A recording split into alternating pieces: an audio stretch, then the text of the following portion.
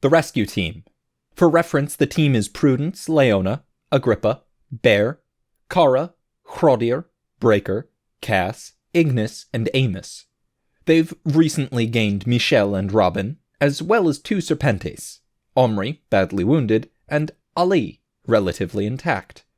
They've also joined up with the goblin shaman Voresh and several of his protectors. Voresh is still leading them deeper into the tunnels, seeking the rest of their friends. They make their way through the narrow tunnel Voresh has opened, eventually emerging into a small grotto.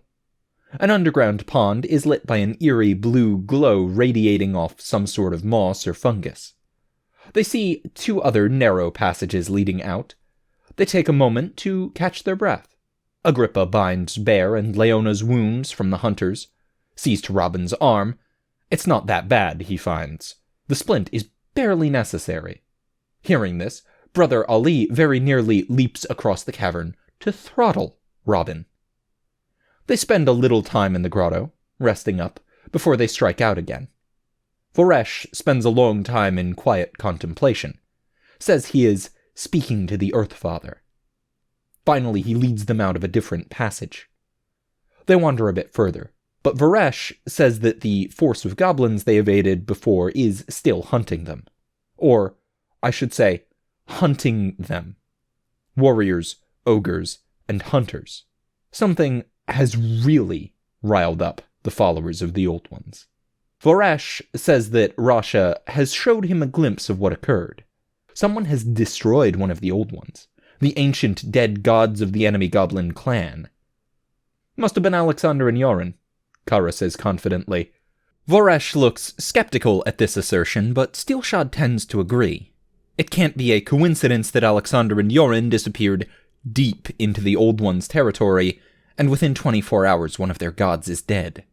They keep pressing on, trying to stay 2 steps ahead of their pursuers. They suffer an attack from a hunter, and just like that, Cass is badly wounded. Kara and Amos send the hunter running with a few arrows of their own, but if this becomes a battle of attrition, they know they'll lose. Voresh leads them down a long passage to a dead end. They can hear the goblin forces echoing down the tunnel, but Voresh once again beseeches Rasha's aid. He chants a goblin ritual, marks the wall with his staff, and the ground quakes. A passage opens, he ushers them through.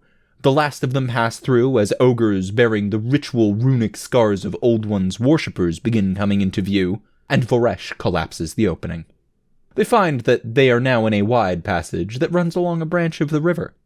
They begin hustling downstream, when the wall begins shaking and shuddering, and an ogre bursts through.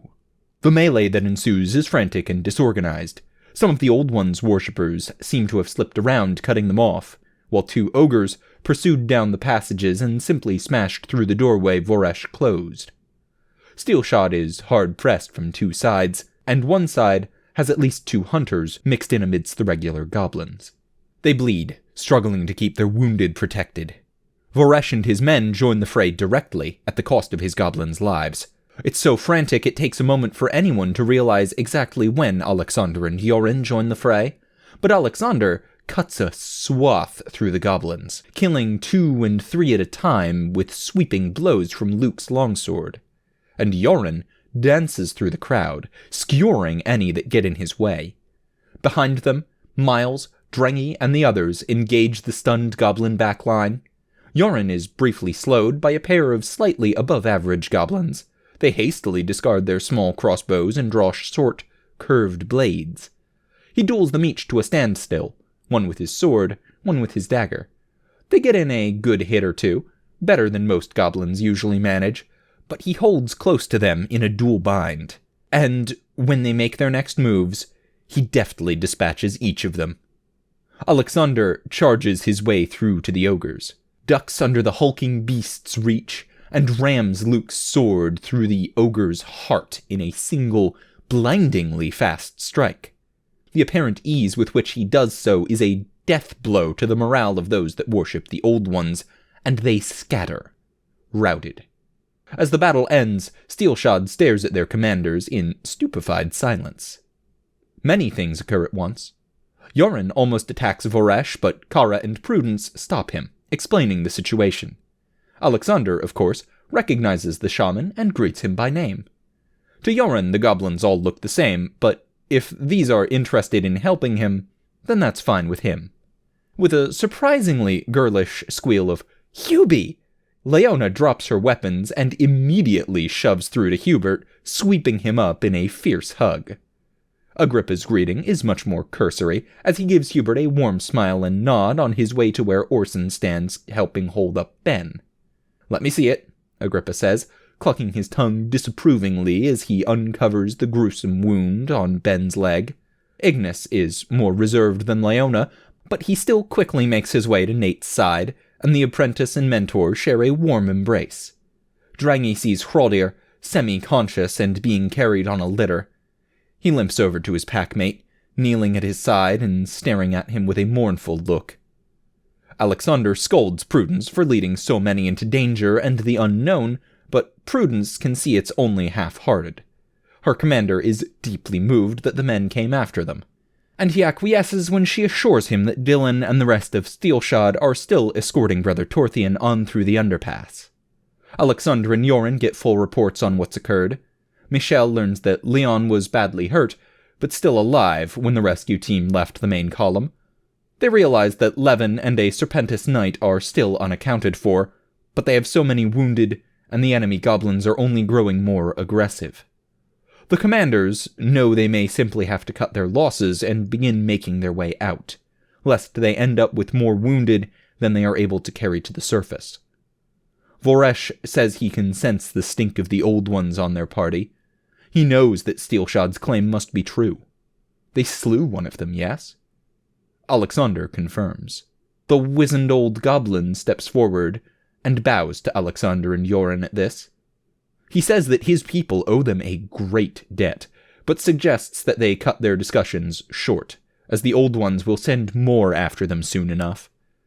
With the failures they've suffered, they will likely send a great deal more hunters as well. This leads to some confusion. What are hunters? Voresh and Prudence quickly explain the goblin champions, and Prudence points out that Yoren must have noticed them.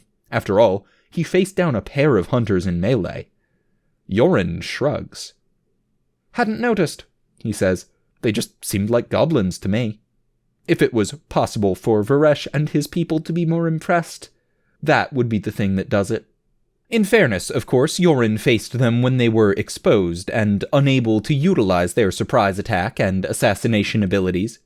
Even so, it sort of hammers home that he and Alexander are perhaps operating at a different level than most. When Agrippa has the wounded able to be moved, they move. Make haste upriver, following Voresh as he guides them to the nearest outpost of his people. They make it unmolested and spend a little longer among his goblins, tending to their wounds and resting up. Agrippa saves Ben's leg, though he warns the longbowman that he will never regain full use of it. His limp will be pronounced and lifelong. He also saves Orson's hand, but has to remove horrifically mangled ring finger and the tips of his pinky and middle as well. A maimed hand is a bitter pill to swallow for any healer, but Orson had already expected this outcome.